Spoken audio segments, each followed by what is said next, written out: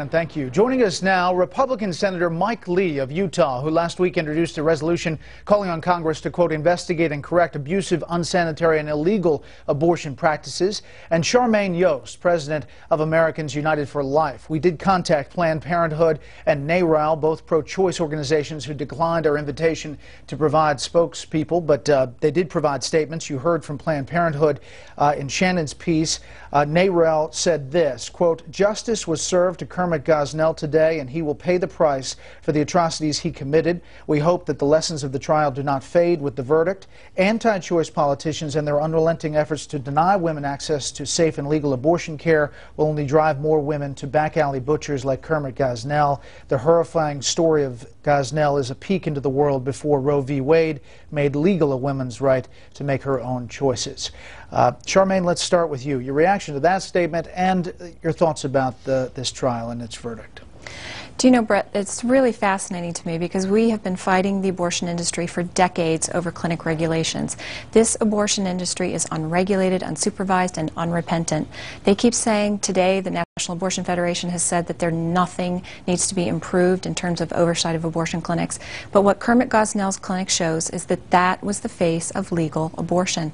There are over 15 investigations ongoing right now into legal abortion clinics across this country that have unsanitary and terrible conditions for women.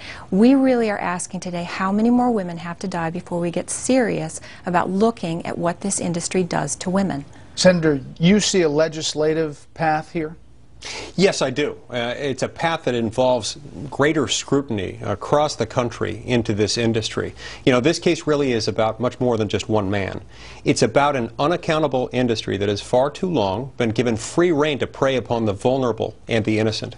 And so last week I filed a resolution that would call on governments at all appropriate levels to look into this practice, to look into the fact that this is occurring, to look into the fact that the late-term abortion industry in America is not only dangerous, but it's something that preys on the innocent and the vulnerable. You heard these statements. They say this is about one man. They say this is about one clinic. You know, Planned Parenthood says that you need to protect access to safe and legal abortion, and that's not what Kermit Gosnell was. And what I find especially remarkable about those statements is that they somehow try to make a causal link between regulation of the abortion industry and this kind of thing.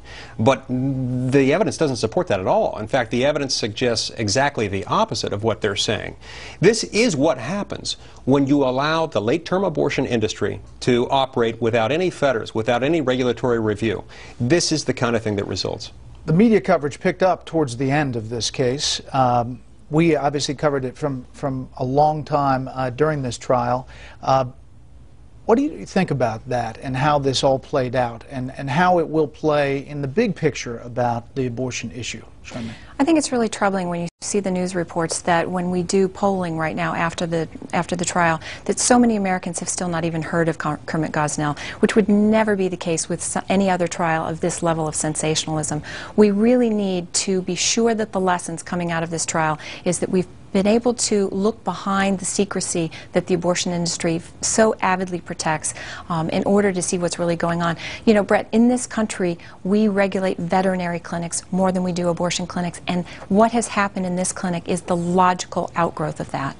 Last thing, Senator, it's such an explosive issue. It is so, well, it's just a personal issue for a lot of folks when they talk about it. As a political issue, where do you think it is? Well, I think regardless of where any of us might stand on the issue of abortion, either as a personal moral choice or from a political standpoint, I think we can all agree that no one ought to allow this practice to continue, the practice of unsafe, unsanitary, and inhumane late-term abortion practices that result in an environment that's very hostile to the interests of vulnerable women and children.